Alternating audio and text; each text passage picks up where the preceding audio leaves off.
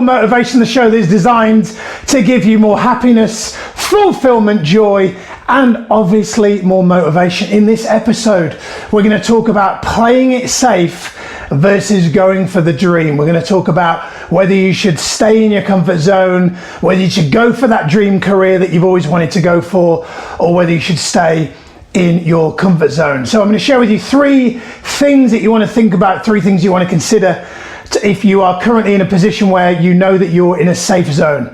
Maybe you're in a job that you don't really enjoy. Maybe you're in a job right now that you kind of go to because you have to, because you've got to pay the bills, but it isn't what you just truly want to do. I want to kind of share with you some things to think about to help you evaluate whether you should go for the dream or whether you should stay where you are. But before I do, so I come from a place of integrity. I want to kind of tell you a time of where I was in a kind of a quandary, and I was in a place where I wasn't sure whether I should play it safe, stay safe, or go for the dream. You see, several years ago, we're talking sort of 9-10 years ago now, I was offered and accepted a director's position with a well-known health club chain, a gym chain. Great position, great fancy title, nice perks, great insurance, and all the kind of trappings and trimmings that you could possibly want if you wanted that kind of corporate career. And within 6 weeks of starting that position, I resigned. And the reason why I resigned is because it became evidently clear to me within a short period of time that when I looked forward and projected into time, I was actually not going to grow anywhere near as much as I maybe would have wanted to. I could see that that I'd taken on that job, and that maybe several years before that it would have been the ideal role for me. But I kind of evaluated it. I spoke to Sati about it, and although we recognized that it was a big risk for me to leave that role, I recognized that doing that role would be me playing it safe.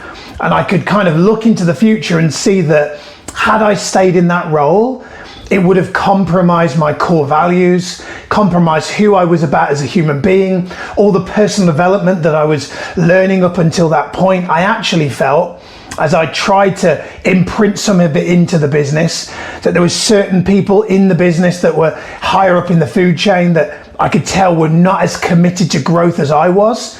So I made the decision, my gut instinct and conversations with Sati and close peers was that I was going to make the decision to leave. And in leaving, what I decided to do is actually go and work for a friend and a mentor for a much significantly lower pay. But I could see that working in that role was going to give me huge growth and was going to really help me accelerate forward on what was my dream, which was to have a coaching business.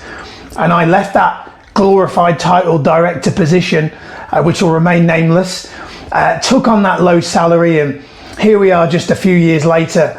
A lot of what I'm doing now is things I learned from that mentor.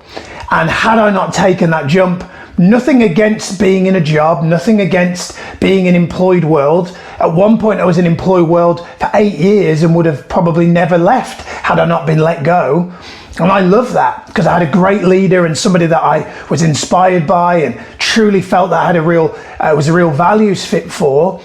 But this particular role that I'm speaking about just didn't feel like that.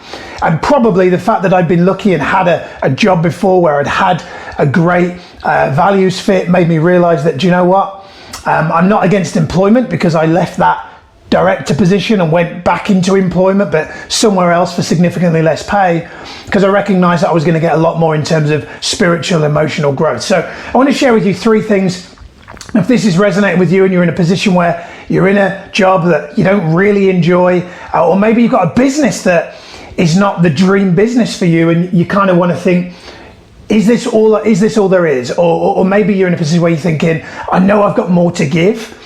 This is going to be really helpful. So 3 things that you're going to want to evaluate to determine whether you should play it safe or whether you should go for the dream. The first that I weighed up in this particular situation that you want to weigh up yourself as to whether you should play it safe or go for the dream is, what will be the growth cost? What will be the growth cost? So when I assessed that opportunity, I looked at the glorified title director position and I looked at the half the salary and I went, which is going to give me the most growth? So kind of I looked at it like tortoise and the hare, and I went, Which one is going to give me short-term pain but long-term pleasure? You know, Jim Rohn says, you know, most people are looking for short-term pleasure, kind of junk food, which provides them with long-term pain in terms of weight-related problems and a body that they don't really want. People that are really successful in life are willing to take on short-term pain for long-term pleasure. Short-term pain meaning when everybody else is drinking alcohol, you're eating greens and looking after yourself. That's short-term pain, that sacrifice of wanting to join in but not, but of wanting to go on that trip, but you know that you should invest the money instead of spend it. Short-term pain equals long-term pleasure, right? Grant Cardone says, pay the price today so you can pay any price tomorrow. I love that. So what is the growth cost? Meaning if you play it safe, what is it going to cost you in terms of your growth? What are you going to miss out on growth-wise if you don't go for that opportunity, right? So you want to think about what will be the growth cost? What will you miss out on in terms of growth? Because here's what I can tell you from studying people like Tony Robbins is we all have 6 human needs, and one of our needs is to grow. And if you're not growing, you're dying, right? So you have to be constantly growing. And I left that position because I didn't see lots of growth. If you're in a job and you're like, Miles, I can see loads of growth in the business I'm in, stick around, right? Stick around. This is not a should you be an entrepreneur or should you be in a job? This is about what is the growth cost. You want to weigh that up. Next, you want to weigh up the economic cost. Saying it as it is, I kind of halved my salary to leave that title and go somewhere else. Me and Sati, we had to talk about that. We had to sit down and look at our budget and go, can we afford this drop? And what is the kind of risk of it not working out in the future? Now, things have worked out well, and we went from having that drop and that sacrifice and that short-term pain to now having a much better position, but it could have been very different. So I'm not just here to say, think about your dreams and go for your dreams and just walk in tomorrow and quit your job. That's not what I'm saying. I'm saying you need some logic, you know, kind of right brainers watching this video are like, this is stupid. You know, you need to weigh it up. You need to look at the pros and cons. You're right. It's not just about the growth costs, it's about the actual facts. If you just quit that thing that you're doing, what will be the economic costs? You need to weigh that up. And the last thing, arguably the most important, arguably more of a spiritual point, is you need to weigh up the rocking chair cost.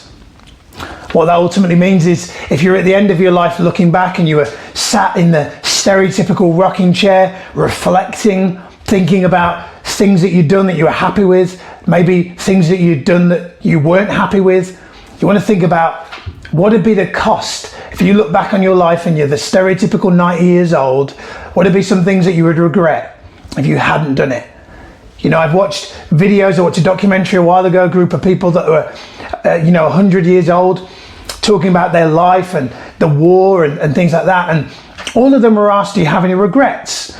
And pretty much all of them, there's a common theme of, yeah, I wish I'd traveled more, or I wish I'd told the people that I loved, I wish I'd told them more often.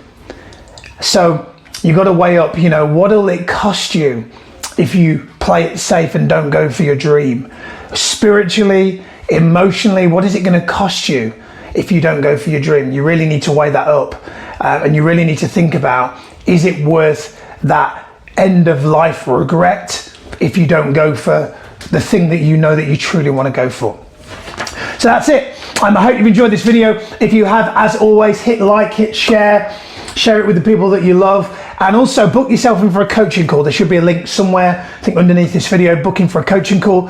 I'm offering complimentary coaching calls in this current climate. Calls are usually £300 for a coaching call with me, 60 minutes, completely free, no obligation. Beyond that, I have clients that include people in Hollywood movies, people in shows like The X Factor, MMA fighters, CEOs of multinationals. So go ahead and book a complimentary call on me. Go ahead and do that now. But for now, Miles of Motivation, over and out. See you next time. Goodbye.